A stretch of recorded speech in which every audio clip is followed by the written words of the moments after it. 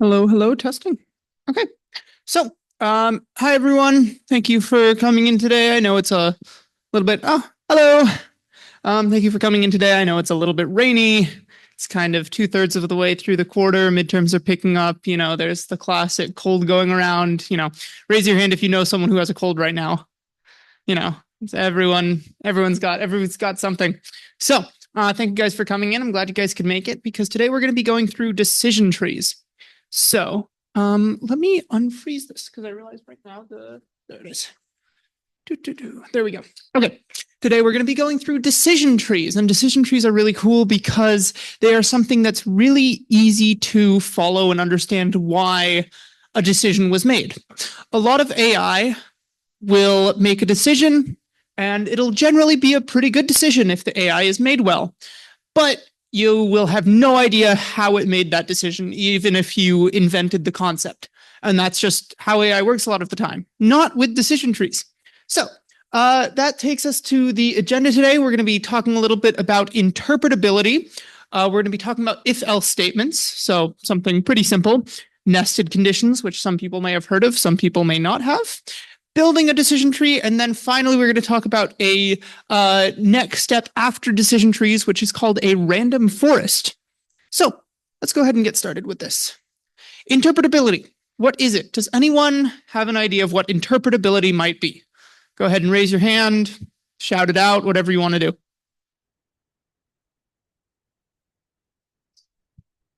How easy it is to understand something. Perfect. Exactly.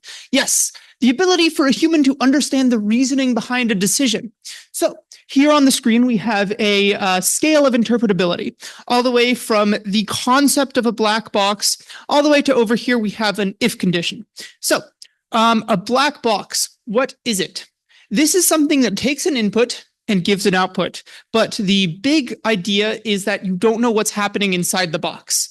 It takes an input and it gives some kind of output, and the output is often correct, but we don't know why it happened, what's happening internally. Can someone give me an example of a black box? Doesn't have to be AI, just some kind of black box, something that takes an input, something happens, and then gives an output, but you have no insight into what's happening under the hood.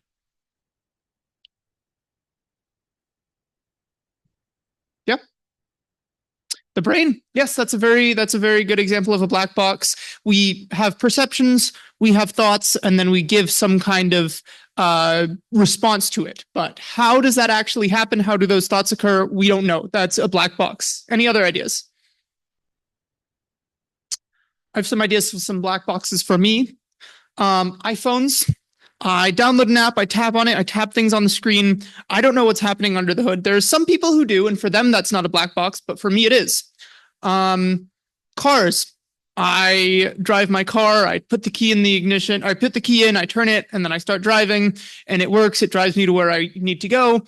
I don't know what's happening under the hood. A lot of people do. For a lot of people, cars are not a black box, but for me, they are.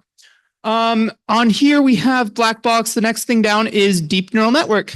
So deep neural networks are very, very close to a black box. If we look through them and we look at the individual pieces, we can see, oh, this number passes through here. This is what gets here, and this is our final output.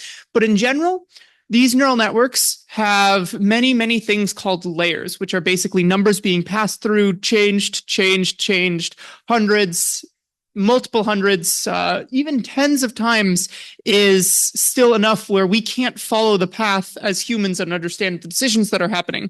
And in reality, what we're just doing is giving it an input and we're getting some kind of output, and we're hoping that it's good. As we get a little bit less black boxy, a little bit better, for understandability, we get something like a classification algorithm, something that separates two items. This might be the output of some kind of perceptron or something like that, but essentially something that classifies two items, draws a line between them, like L2 loss, et cetera, et cetera. And essentially, this is a lot more interpretable. We can see why. We can say, oh, it labeled this data point because it's on this side of the line. It labeled this data point as this because it's on that side of the line, et cetera, et cetera. But that still requires a little bit of thinking. If we go all the way to super duper interpretable, we have an if condition. Who here has written an if statement? Cool. Fantastic. So most of us have written these. You have a condition. It can either be true or false. If it's true, it executes the code. If it's false, it executes some other code, and then it keeps moving on. This is the golden standard of interpretability. It is literally right there. It is exactly telling us what it's doing as it's doing it. So let's focus in on this if statement. It is making a single decision based on a condition, as we talked about. Let's go through an example. College admissions. So let's say our college admissions process is someone sitting behind a desk and they are an if statement. And they're told, here's a person, and they're either told if the person has a good GPA or a bad GPA.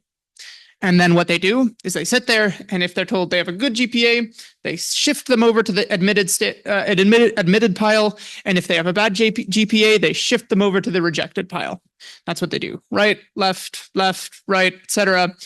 Just sorting based on if they had a good GPA, and then deciding if they were admitted or rejected. This seems pretty simple, but this is how an if-else statement works, and this is the basis of decision trees. Decision trees at their core are just a bunch of if statements. So let's move on to expanding the if statement. This is what we just saw, but maybe they're also looking for more than that. They want students who have a good SAT score as well. So the first thing they're going to do, they're going to check their GPA. If they have a bad GPA, they're going to put them to the rejected pile. If they have a good GPA, they send them down to the next person in line. The next person in line will check their SAT score. If their SAT score is bad, they send them over to the rejected pile. And if their SAT score is good, they send them over to the admitted pile. And we can keep expanding these. Let's say maybe if they had a bad GPA, instead of sending them straight to the rejected pile, they send them to someone else who tracks their extracurricular activities. And if they had good extracurriculars, they put them to the admitted pile. And if they had bad ones, they put them to the rejected pile. But that only gets checked if the good GPA person sends this person to the good extracurricular person. If they had a good GPA, instead they're sent to a different person. This person checks if they had a good SAT score. And if they have a good SAT score, then they're admitted, versus if they don't, they're rejected. So these can be expanded quite a bit, passed down from person to person. At some point, you will either pass them to rejected or admitted, but it might take a couple steps to go through. But it's eventually going to end on a decision of rejected or admitted. So let's go through a couple of people. John. Will John be admitted or not? Can someone raise their hand? Yes. Okay, let's go through it. Good GPA, right or left? Correct, because he had a good GPA. Now, did he have a good SAT score, right or left? Right again, he did have a good SAT score. So good GPA, good SAT score, sends us down this line, sends us down this line. Were they suspended? No. So left, so admitted, landing on admitted. Perfect, exactly. So John would go good GPA, good SAT, and then not suspended, and therefore would result in admitted. Joe, let's have someone else go take us through Joe. Was Joe accepted or not?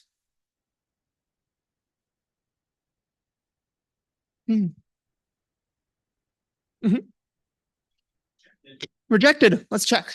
So, did Joe have a good GPA? No, so that's going to be false, sending here.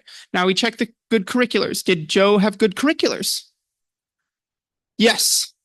So now Joe is here. Was Joe an MVP on the sports team?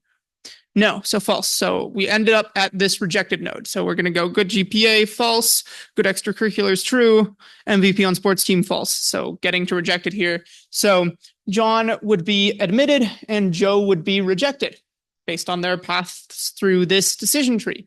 So this is a decision tree. This is all it is. It's a series of a bunch of if-else statements, and it goes down the path, and it's decided that they are either admitted or rejected.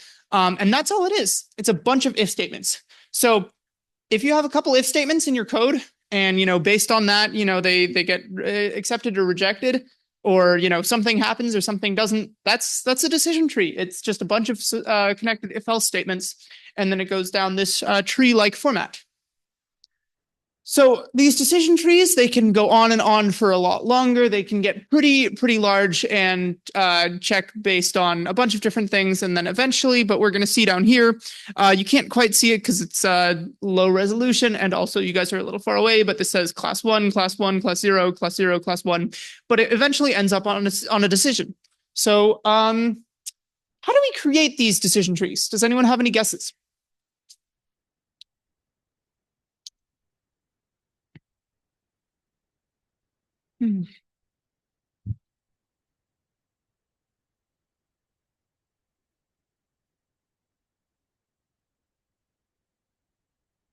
From data. Yeah, that's a very good guess. And actually, that's going to be what we end up doing.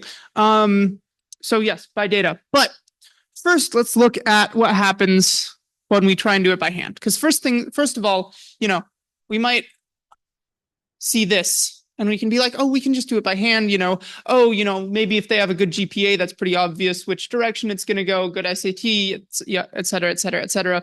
We see these people and we can kind of do it empirically. But we get to bigger ones like this.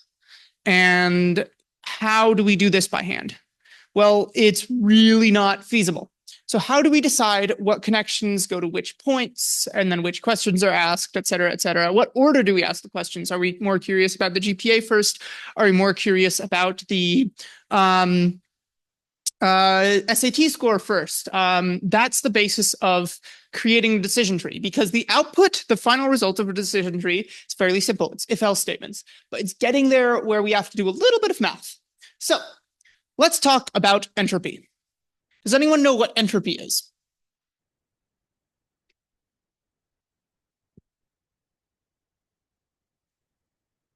Of what? Measure of disorder. That's a very good way of phrasing it. So yeah, it's going to be how much chaos or disorder there is. And entropy is the measurement of that. So just looking at these images, which of these would you say has higher entropy?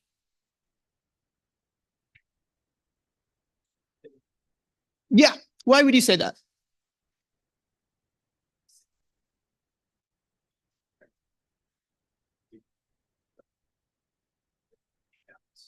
Yeah.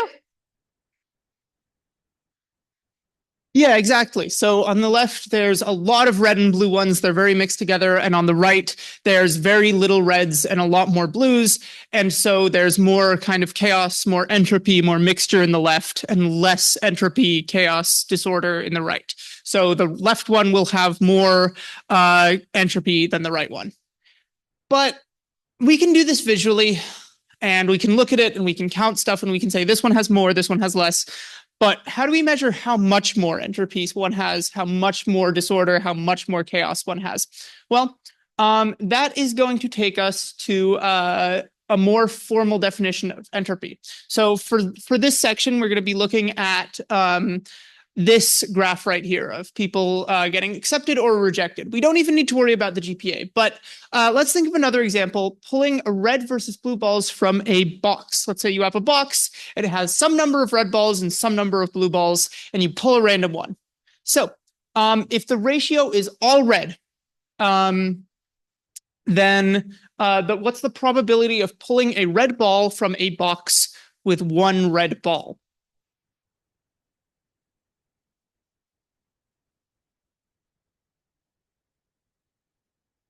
I'll give you a hint. The answer is on the screen. Just got to raise your hand and say it. Probability of pulling a red ball from a box with one red ball. 100%. Yes, you have a box that only has one red ball. You take a red, what's the probability that the ball you take from it is going to be red? 100%. So let's make things a little more complicated. What if the box also has a blue ball? One red ball and one blue ball. What's the chance of pulling a red ball now?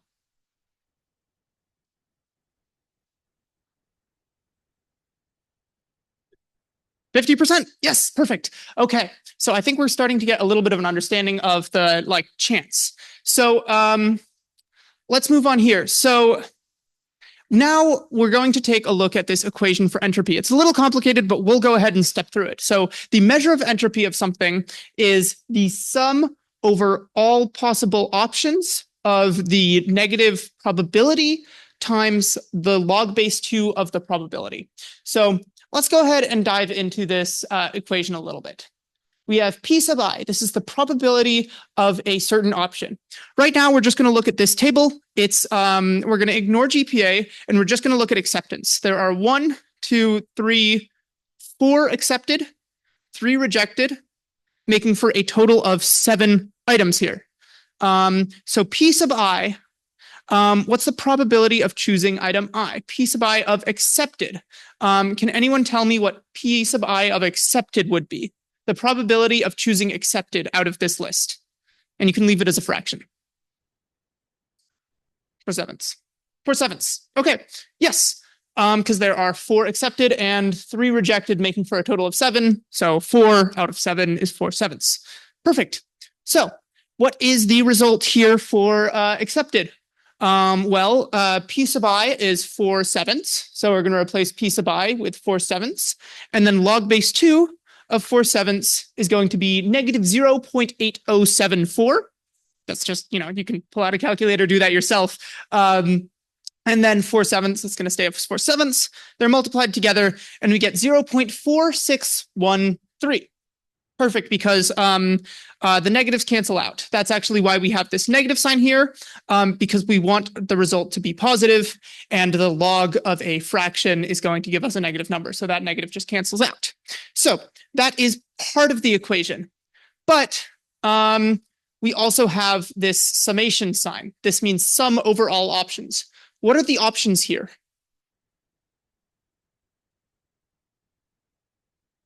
For acceptance, what can acceptance be? Yes, accepted or rejected. So this process we just went through for accepted, and it's 0.463, but we also need to do the same for rejected, because this symbol means sum over all of the options. So I did the calculation for accepted. Ooh, I forgot to put it on this page. That's my bad. But it's 0.4613 for accepted. And then for rejected, it is 0.5238. Just going through the same process. You plug in the probability, you take the log, you multiply them by each other. And when we add them together, we get 0.9851. So this has a pretty high entropy, because 4/7 and 3/7 are pretty close to half and half. And the most entropy you can get out of 2 items is 50-50, because if you increase one a little bit, the fraction of the other is going to go down. And if we think back to the max and min entropy, this actually makes sense. So do we agree that the maximum entropy we can get is a completely equal split of 2 items? You can't, if you increase one item, it's going to weight one more, and you'll be more likely to pull that out, and it will be less close to truly random. Now, the most entropy we can get is, I have that there. The most entropy we can get is all of one item, because there's no randomness that is going to happen. So let's take actually a little look here, just a little side tangent about why that is, why that makes sense here. So what is P sub I? If P sub I is, let's say we're choosing one item. Let's actually go back to this slide. Let's say P sub I, let's say you're only taking one item. There's only one item to take. What is the probability of taking that item? 1. Yes, exactly. So P sub I, that's going to be 1. What is log base 2 of 1? I'll tell you right now, it's 0. So, sorry, it is going to be negative 0.5. So you're going to have negative 0.5 times 1 times negative, so that's going to be 0.5. If both options are 0.5, sorry, I'm getting myself confused. I don't have this up on the slide. I can go over this afterwards, but essentially what you're going to get is if it's 50-50, the entropy is going to add up to 1, and if it's not 50-50, it's going to add up to 0. But yeah, so entropy goes from between 1 and 0. That's what I was trying to go over. I kind of lost myself in the math because it wasn't written down. That's my bad. But for here, the entropy is 0.9851, and that is very close to 1, so very close to equal entropy. So entropy is a measure of randomness. Here's the single attribute, just getting back to this slide. Is everyone good on single attribute entropy, just the entropy of acceptance? How to calculate that? Okay, cool. So let's talk about multi-attribute entropy when we combine them, when we have multiple things here. So multi-attribute entropy. Let's say T is the current state and X is the selected attribute. So here we're trying to look at the entropy of acceptance given GPA. I think I have, yeah. So we have acceptance given GPA. So let's look at that. Probability of it's going to be this equation, sum over P of C times times the entropy of C. So probability of C times the entropy of C. Probability of choosing class C is going to be let's say we're looking at a good GPA specifically. What's the probability of choosing a good GPA? That's going to be 10 plus 2 is 12. And then 12 out of 20 is 12/20ths, so 0.6. By the way, does anyone have any questions about this table? This table makes sense to everyone? Okay, cool. So P of good GPA is 0.6. So let's look at the entropy of class C. So the entropy of good GPA.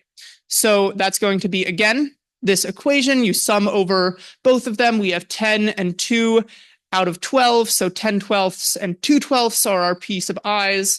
We're going to go through this real quickly. 10/12ths is 0.83, 2/12ths is 0.17, so we're just going to substitute those in. This is our equation, and it's going to give us, these things are going to get multiplied out. You're going to do the log, you're going to do the multiplication, you're going to get these two, and they're going to add up to 0.658 is the entropy of good GPA. Does anyone have any questions about how we calculated that? Okay. And the probability of a good GPA of, let's say you take any number and it being a good GPA is 0.6. So it's the probability of looking at that class times the entropy of that class. Does that make sense? Just like the multi-attribute entropy. Let's say we're looking at the entropy for the accepted and rejected, and we're conditioning it based on the GPA, which is going to be the probability of taking one option times the entropy under that option.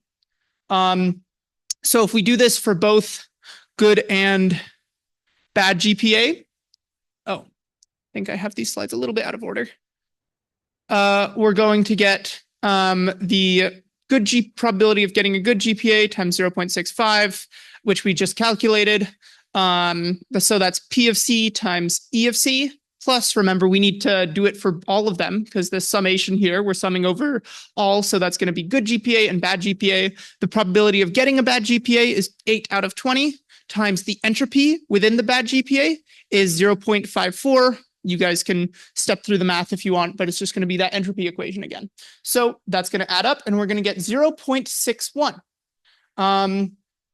And that's our entropy of acceptance given the GPA. Why might we want this? Why might we want to look at the entropy given a specific class? Can anyone raise their hand and give a guess? Okay, no worries. So the reason we want to do this is to calculate information gain. Information gain talks about how much information we're gaining based off of a decision or a separation. So let's look at two separations right here. So we have low information gain and high information gain right here. Low information gain, you have about equal pluses and minuses here and about equal pluses and minuses here. Is this helpful? Let's say we're trying to separate the pluses and the minuses, get them to separate. Is this helpful for separating the pluses and minuses? This left side with low information gain.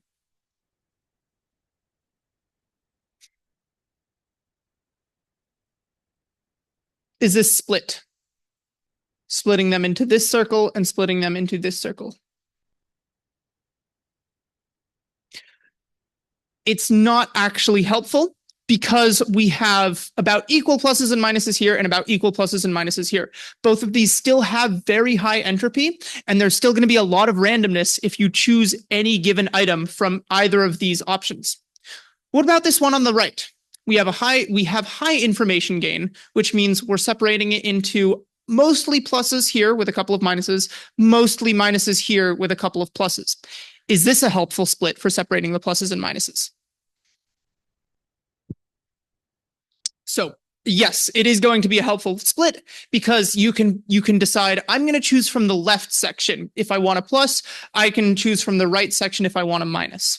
And generally, you'll get a minus from the right and a plus from the left. You still might get the wrong thing every once in a while, but that's life. That's real world data. That's what happens. Whereas on the left side, you can't make that decision. Maybe the right side has like a 5 out of 9 split, whereas the left side has an equal split. So if you want pluses, you might go to the right side. If you want minuses, you might go to the left, but you're still going to be getting very close to a random chance either way. With high information gain, that's not happening. So we want to be able to split these up. We want to be able to make decisions that will be able to classify, hey, I want to make sure people who should get rejected are rejected. I want to make sure people who should get accepted are accepted. So we're going to get a high information gain split, which means we're going to do a split that separates them into mostly their own sections. So information gain, this is just how we do it mathematically. The information gain of a split is the entropy of the original total minus the entropy of the minus the multi-attribute entropy with that split. So let's say here it would be the entropy of just accepted or rejected minus the entropy of accepted or rejected given their GPA that we talked about calculating earlier. Does that make sense?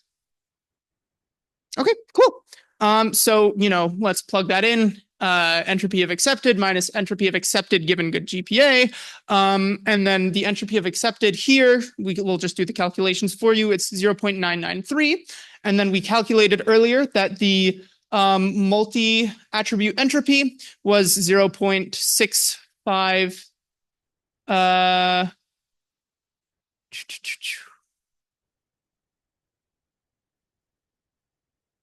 Was 0.61. So,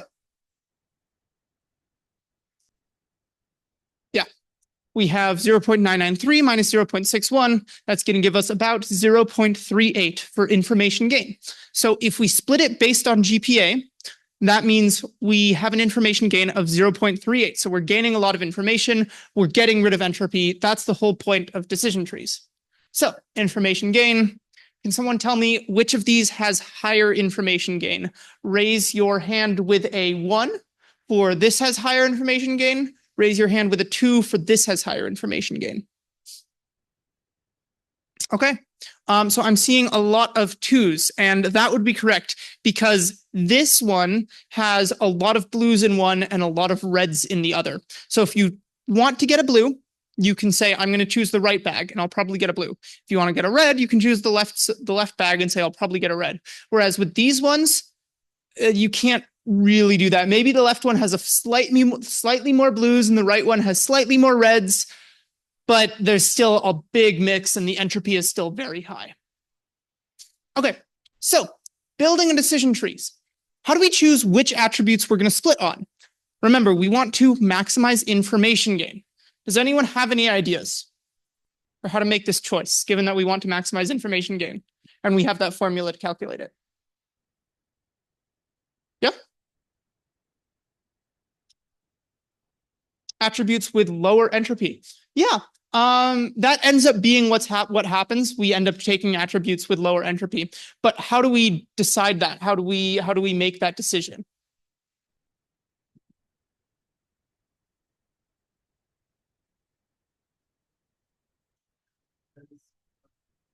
We could program references. What actually ends up happening is we check the information gain of all of them. We have a bunch of data and we can pretty easily sum up how many are in each class and how many are in one class and another class. And we literally just calculate the information gain of all of them and choose the highest one. It takes a little bit of time and it's not super efficient, but remember, this is for building a decision tree. Once we have the decision tree, we can follow through it instantaneously. It's like building a model. Building a model can be slow because using it is going to be very, very fast. So we literally check the information gain of all of them and choose the one with the highest. This is easy with things that are like good or bad, yes or no, yes or no. Very binary options like these are very easy to do with information gain. But what about something like this? Something where it's a GPA 4.0, 3.9, 3.7, 3.5, 2.9, 2.8. How do we say, oh, there was a good GPA or a bad GPA? How do we do that?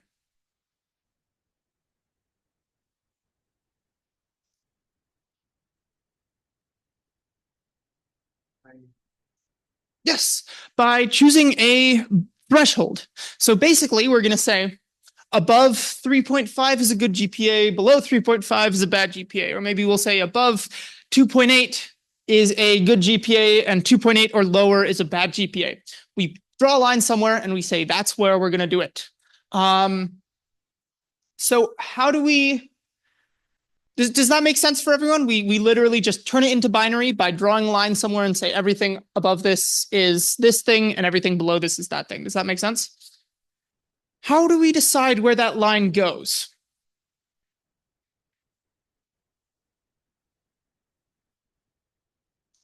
Taking the mean of the data. Yeah, that would split it pretty evenly among how much data there is.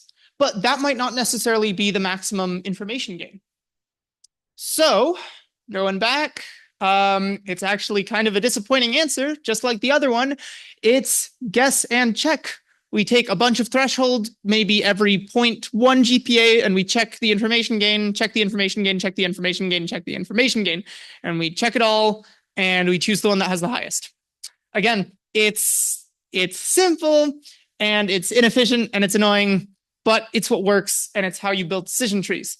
I think there are some like research papers on, better ways to do this, but this is how it's done in practice, in industry, et cetera, et cetera. Because remember, building a decision tree is something you do once, and then you can use it for however long you want. So you can spend as much time as you want making it as good as you can, because you only need to put that time in once. Let's talk about some issues with overfitting.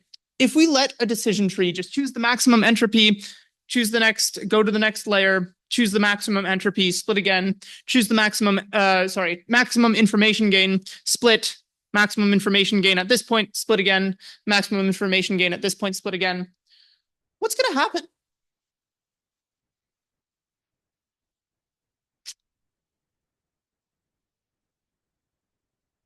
Overfitting. Yeah, because when does it stop? It doesn't. There's nothing in there that says, oh, stop here. So, do this at this point. Stop. Blah blah blah blah blah blah. There's nothing to tell it. Oh, this. So there's a couple of ways that we can do this. We can say, hey, just don't go past a depth of 5. The tree can only ever have 5 layers. It can't have more, and then it'll do that. Another way to limit the depth of the tree is to have the information gain stop. If it's only a slight information gain, stop. Because remember, when we're building the tree, we're checking all the possible information gains and taking the maximum one. So if we say, hey, if the information gain is only 0.1, if the maximum information gain is only 0.1, just don't bother. Just take the most likely class and assign it that end result. And so then then that's what it'll do. And that stops a lot of this overfitting. But we have a final option here that is called random forest. And this is actually kind of self-explanatory with the name. Can someone tell me what a forest is? Just a forest. You walk outside, I see a forest. What do I see? A lot of trees. What are we talking about? Everyone shout it out. Decision trees. So a random forest is, say it with me, a bunch of decision trees. Yes, exactly. So that's where the word forest comes in. Where does the random come in? So the random comes in because you randomly split the data. You take all the data, you randomly split it up into 3, 5, 7 sections of data, and then each of those you create a decision tree from that data using maximum information gain, et cetera, all those steps that we talked about. Then when you have 3, 5, 10 decision trees, you're going to, when you want to classify something, plug it into all of them and do majority voting. So what you're going to do is you're going to take your new data. You now have 5 decision trees. You're going to toss your data into all 5 of the decision trees. And let's say 4 of them choose class A, 1 of them chooses class B, and 4 is the bigger number. So it's going to choose class A, and that's your random forest decision. So this allows the decision tree to keep a high accuracy without overfitting because it splits the samples up and you get smaller trees, but more of them. Yeah. Any questions on random forest? Cool. All right. It is collab time. So everyone take out your computers. It's been a bit of a math heavy lecture, to be quite honest. We say there's not much math, and in reality it's a bunch of multiplication and summation. There's a couple logarithm taking in there, but it's still a lot of math, and I know that makes everyone a little bit sleepy, so I'll give you guys a second or two to kind of wake yourselves up, shake yourselves awake, and get ready to do this in code, see how it actually works. I'm also going to open this up. Can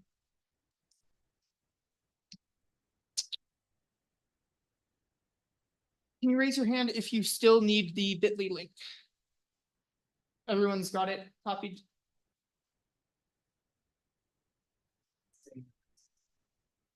Let me change that. Thank you.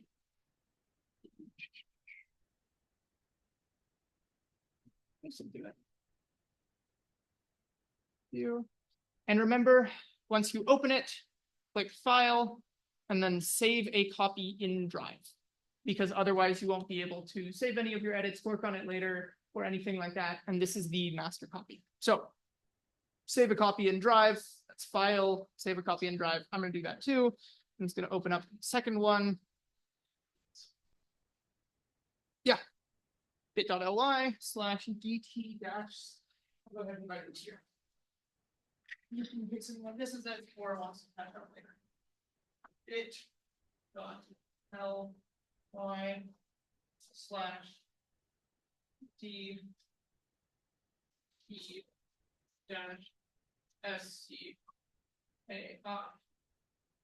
Perfect.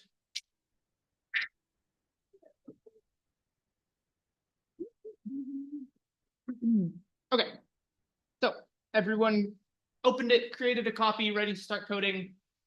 Can I get some thumbs up? Perfect. Okay, cool. So the first cell, this is just our imports. We're getting all the packages that we need. That's going to take a while to run, so you can run that. The second one is it's going to pull the data down. This is going to ask to sign in through Google because that's the way we get data. Unfortunately, Google Colab has no way of just storing data somewhere, so it's going to put it in your Google Drive. It's only a little bit though, and you can delete it later if you want. If you delete the Colab, I think it'll delete the data too, because I know now we have file size limits on our Google Drive, so that's amazing. But yeah, so go ahead and run these cells. And then this one is just selecting which data we want to pull. And then it is going to ask you to allow authorization of your notebook. So I'm going to do that right now.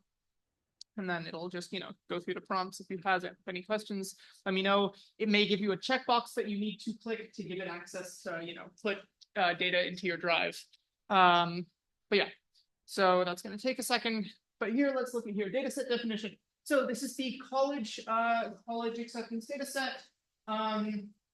We have all of this information about our students. We have their age, sex, whether they're white, Asian, Black, Hispanic, or another race. We have their GPA, we have their SAT, we have their SAT writing, we have their AP tests, we have their AP scores, we have whether or not they were STEM, we have their essays, and we have whether or not they were accepted.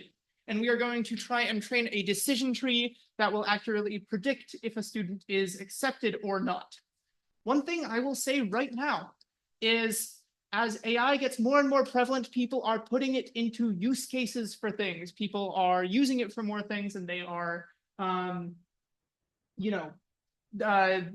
using it for things like this might become a way that, people decide if they get into college or not. What is a problem with that?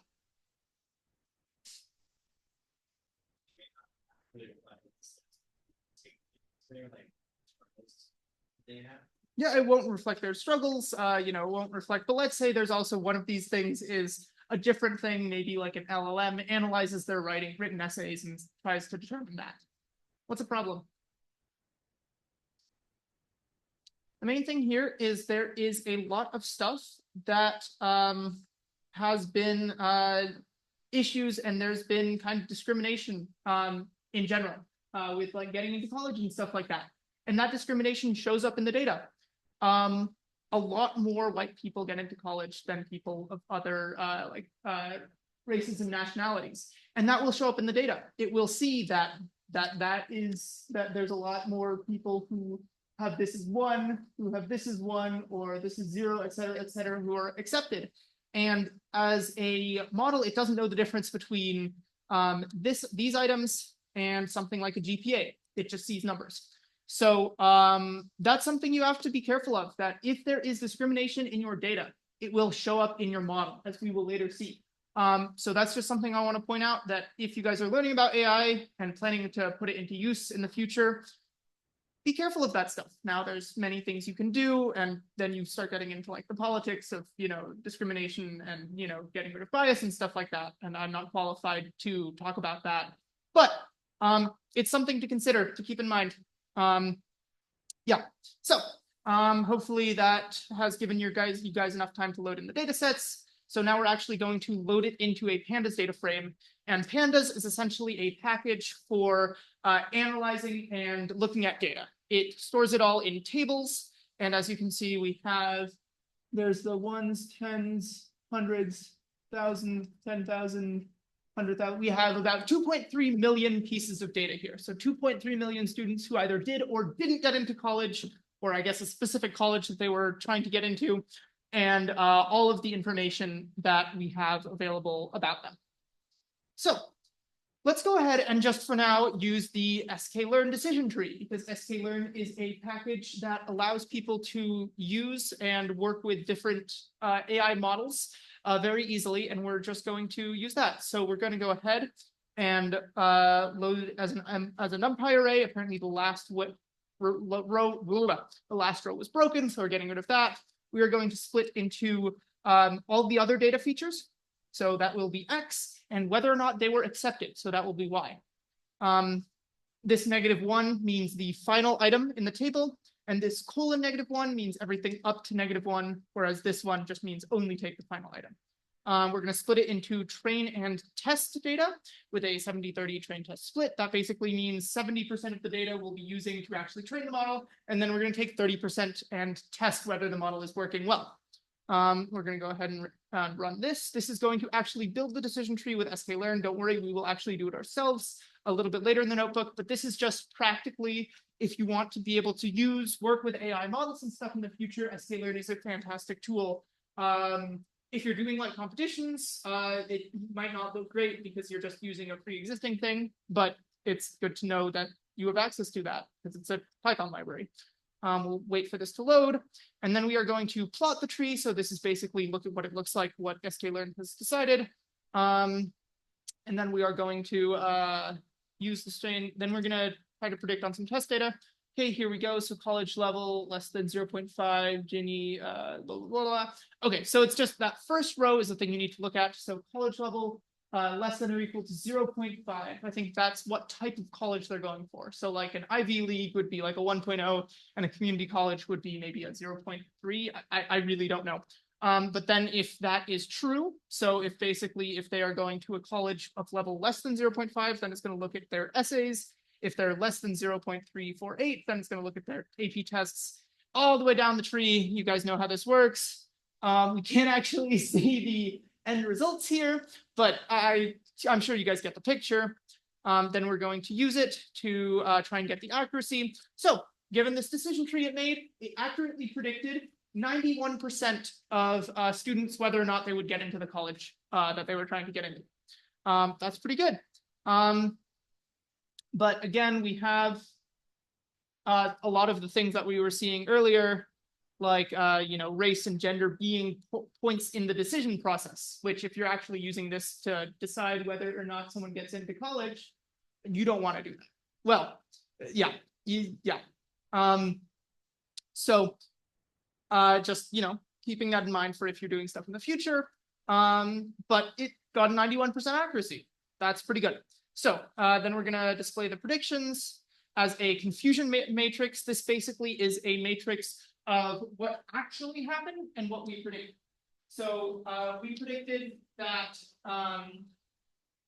there are 33,000 people that we predicted would not get in, and they did get in.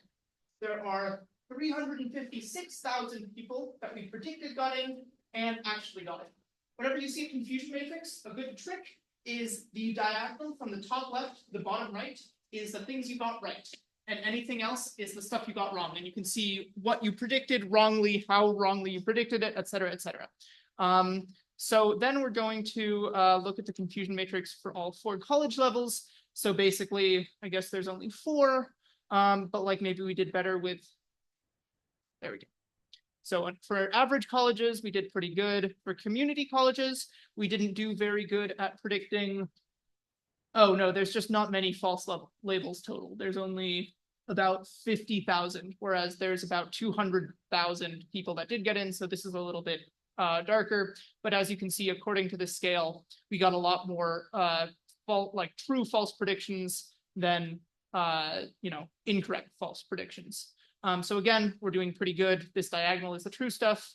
For the average college, we're doing very well. Again, the top is higher, the bottom is lower. But you do have to note this starts at 25K, this starts at 20K, but it goes up all the way to 1.2 million. So, just keeping that in mind. Again, we're doing pretty good. We're doing pretty good. Oh, it looks like for Ivy League colleges, we got a lot of, out of the people who got in, we actually predicted that most of them would not get in. So this is the actual true labels. So there were 25,000 people who did get in that we said, 2,000 people who did get in that we said would not, but only 758 people that did get in that we said would. So we actually aren't very good at predicting Ivy League college stuff. And then this number is going to be high because, there's a lot of people who didn't get in, and so the model predicted a lot of people not getting in. So now we're going to build it from scratch. This was the sklearn decision tree, and now comes for a couple of the code points. So let's go ahead and run this. Uh-oh, it broke. Right, because we need to put some code in here. So we are defining entropy. Does everyone remember the equation for entropy? Can you raise your hand if you do and just yell it out? Yeah.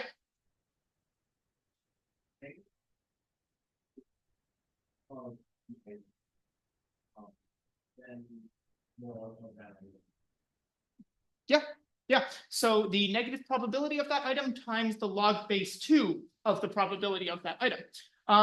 Perfect. And then don't forget, we have to sum over all of them. Fortunately, this is summing over all of them in this line. This is what the for loop is doing. And then we actually just need that negative probability times log probability here. So we're going to write that here. Let me scroll down the semantics. I think we're using np.log, but I don't remember. Yes, we are. So the probability we defined in this variable prob. So we're going to say prob, that's still a comment, prob times np.log2. This is how we're doing the logarithm function.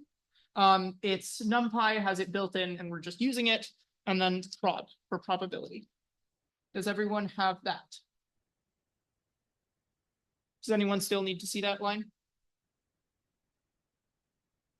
Okay, perfect. So we have our entropy. Now we're going to do entropy test. That is a success, and it's just checking that it's working with a quick check that this entropy is 0.88129, et cetera, et cetera, et cetera.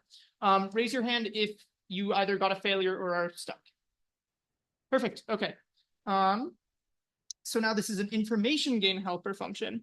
And basically what it's going to do is we are going to check the information gain. And so the equation for information gain was a little bit long, but essentially it's the entropy minus the multi-class entropy. So the entropy minus the given one.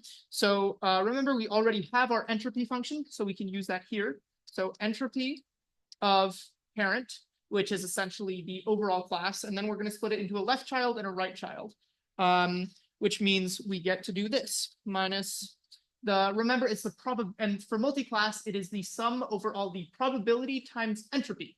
So we're just going to do prob left because we defined it here in the line above times entropy of left child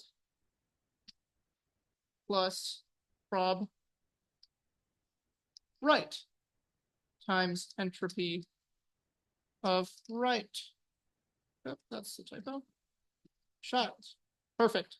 That's a little bit of a long line, so I'll give you guys some time to keep writing that. But if we run the test, then it's going to say success. The information gain was what it expected it to be. Raise your hand if you're having troubles with that or still need it up on the screen. Okay, I'm going to move on. If you missed that, I can come around and help. Or if you missed that, there are other people around who can help you too.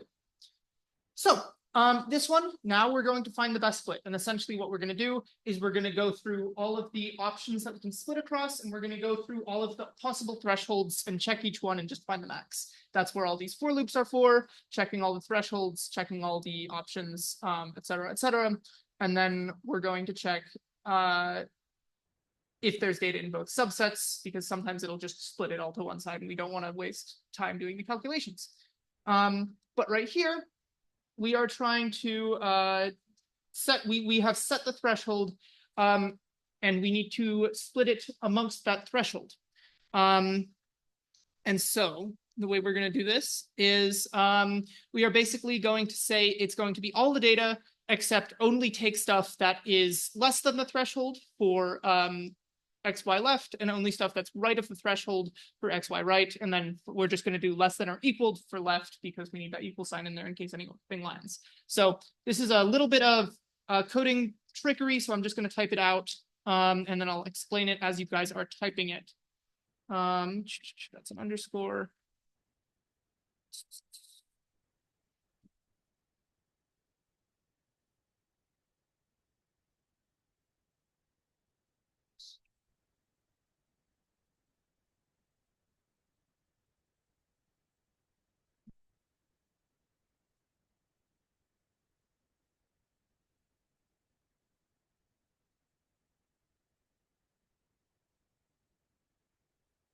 So this is basically saying for the left, take all of our, oh, that's capital. For the left, it's basically saying take all of our items, and then we're indexing, and we're taking only the items that have a value less than the threshold. And this one, we're saying all of our items except only take the ones that have a value of greater than the threshold. Does that kind of make sense conceptually? Okay. Does anyone still need this on the screen? Perfect. Okay, we'll go ahead and run that, and then test that it's working. Perfect. Okay. Yeah, if you see this on the screen, you did it right. If you don't, yeah, I can come around and help. But now decision tree architecture, the rest of it, you don't have to write anything, but we're just building it all, making sure it works, and now we are going to actually use it. Now we have built it, so we're going to test it. Make sure not to miss any of the play buttons. And if it's not working, scroll back and check that you didn't miss a cell that you need to run. So here we see it's checking. And here's our decision tree. It's very wide because, you know, we want enough space to see it. But the first decision it makes is if the college level was less than or equal to 0. So basically, it's the first thing it's going to do is like, were they applying to a community college is kind of what it's checking. And then if so, then it's going to check if their essays were better or worse than 0.4. If they were worse, then it's going to check if their GPA was lower than 3. And if so, it's going to not accept them. If their GPA was better, it's going to check their AP tests. I guess 0 is they didn't do AP tests. So it's going to check if they did do AP tests. And if they did, then it's going to check if their GPA was less than 3. And if it isn't, then they are not accepted, or less than 3.02. I guess that makes a difference, et cetera, et cetera. And then you can scroll through, see what decisions it made. Also, you're going to see like sex being an option that determines if they get accepted or not accepted. So again, any bias in the data will create bias in the model, and that is something you need to watch out for. But this is our decision tree that we have made based on the items. We're going to see our confusion matrix. We did pretty well. That this diagonal is very heavily populated, and there's not that very many incorrect predictions. Yeah, I could do the math, but this is a pretty good accuracy. Again, we can check specifically for community college, average colleges, and Ivy League colleges. We didn't predict that anyone would get into Ivy League colleges despite 4 people actually getting in. So that's something to keep in mind. We didn't do great at predicting whether people would get into competitive colleges, but we did pretty good at predictions for the average college and decent for community college. So that's the end of the collab, and it is almost exactly 5 p.m. So before we leave, I am just going to go through the last little bit. We have some upcoming events. Specifically, we have a guest speaker, Dr. Jason K. Ashragian, or as some of you may know him, Professor Ashragian, is going to come talk about his research in neuromorphic computing and brain-inspired machine learning. So if you've heard anyone, maybe in some of your, maybe your TAs or some of your more like upper level classmates talking about spiking neural networks. That's kind of a big hot topic around UCSC right now. That is Jason Ashragian's research. A lot of people here, a lot of the students, a lot of grad students work for him on that kind of stuff. He's going to come talk about it right here, November 20th, 2 p.m. to 3 p.m. He'll be talking about that. I'll be here. Other people will be here. It'll be a great time. And then also we have a theory meeting next week. The week after that, we have Thanksgiving. And then week 10 is the Sky's No Limit presentation. So if anyone is doing Sky's No Limit, week 10, instead of a normal lecture, we will see the results of that. People will be presenting what they did, et cetera, et cetera. We're going to get some drinks and stuff, and it's going to be fun. Like soda and pizza. This is a school-sponsored thing. We can't do that. But as many of you guys see, November 20th, you choose. What would you guys like to do next meeting? We have a couple options, and things got shifted around a little bit. This was going to be general applications of AI. We can still do that one, but we also have the option of jumping into Introduction to Neural Networks or Logistic Regression. Logistic regression is a more advanced form of, if anyone remembers the linear regression lecture, it's the next step for that. Intro to Neural Networks, we will probably repeat the first week of winter quarter if we do it here. As you guys can see, the quarter's ending. Not many people are showing up. So winter quarter, when there's a new influx of people, a lot of new people can make it who weren't able to in the past, we want to start them with neural networks. That is what we were starting with in winter quarter. We are diving right into neural networks the whole quarter. But we can give you guys an intro to neural networks now, and it'll be a slightly different way of covering them. But yeah, we can do that now, or we can do any of the other options. Opinions, choices. Go ahead. No opinions? No? Okay. We'll go ahead and figure it out on our own. But so we'll probably do logistic regression in that case. No one has any opinions. But if you want to come talk to me afterwards and be like, hey, I'd really like to see this, feel free to. That goes ahead and wraps up our meeting. Thank you guys. We don't have a feedback form, but if you guys have any feedback, you can come here and tell it to me. I'm going to be here for a little bit uploading the lecture and stuff like that. Thank you guys for coming. I know it's a bit of a dreary day. It's getting dark, so get home safe. And yeah, I'll see you guys next week. Thank you. Bye-bye. Thank you. Yeah, of course.